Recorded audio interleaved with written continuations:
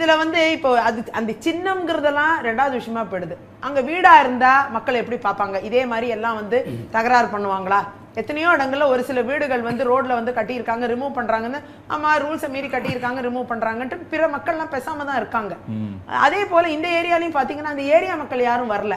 குறிப்பா எங்கிருந்தோ தள்ளி இதுக்காக நிர்மாணிச்சவங்க தான் போய் அதை தடுக்கிற மாதிரி இருந்துச்சு. அந்த அருகில் உள்ள மக்கள்லாம் யாரும் போய் இதுக்காக போராடின மாதிரி தெரியல. அந்த அளவில் பாத்தீங்கன்னா சட்டத்தின் வாயிலாக அங்கு சரியாக நிர்மாணிக்கப்பட்டிருந்தால் அதை இடிப்பது என்பது தவறு என்று நான் கருதுகிறேன். ஒருவேளை அது சட்ட ரீதியா அது சரியா பண்ணலன்னா அதுக்குள்ள உரிய பெர்மிஷனை வாங்கி இப்ப கூட கட்டலாமே, என்ன ஆயிப்போச்சு?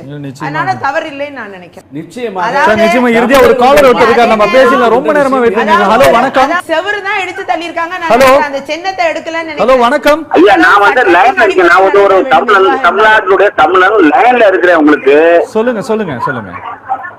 நான் போன் பண்ணேன். இந்த மாதிரி எனக்கு வந்து டிவில வந்து இல்ல, உங்களுடைய கருத்தை நீங்க சுருக்கமா சொல்லுங்க. நீங்க இணைப்புல தான் இருக்கீங்க. என்னுடைய கருத்தை சொல்றேன். அதாவது பச்சை தமிழனுடைய வந்து தமிழ்நாட்டுல இதுக்கு கூட உரிமை இல்லைன்னா விஜயகாரணியோ ஜெயலலிதாவோ வந்து நான் ரொம்ப கேவலமா சொல்றேன். கேவடியாளுக்கு போட்டோம் சார்.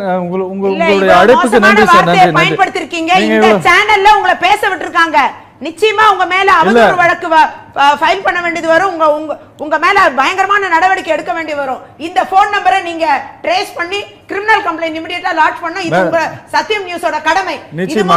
என்னையும் சீஃப் மினிஸ்டரையும் மோசமா பேச வைக்கிறதுக்கு நீங்க தூண்டுதலா இருந்தீங்க. இல்ல நிச்சயமாக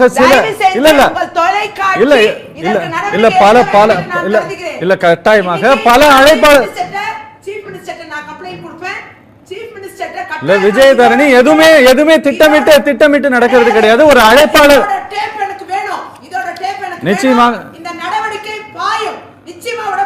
நிச்சயமாக உங்க அரங்கத்தில் இந்த அரங்கத்துல கூப்பிட்டு என்னையும் பெண்ணா இருக்கக்கூடிய சீஃப் மினிஸ்டரையும் கட்டவார்த்தையில பேசுறதுக்கு தூண்டுறீங்களா? இல்ல நிச்சயமாக சொல்றேன். நிச்சயமாக இப்ப கம்ப்ளைண்ட் இமிடியேட்டா ஃபைல் பண்ணனும். நிச்சயமாக இந்த ஆளோட போன் நம்பர் எங்களுக்கு தேவை, இந்த ஆளோட பேர் தேவை. நிச்சயமாக இல்ல நிச்சயமாக நடவடிக்கை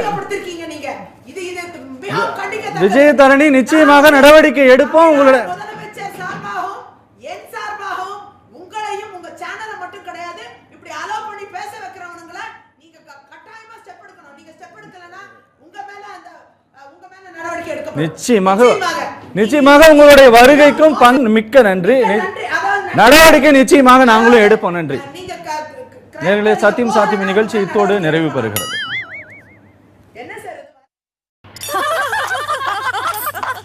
தெரியுமா, எங்க பக்கத்து வீட்ல ஒவ்வொரு ராத்திரியும் பார்ட்டி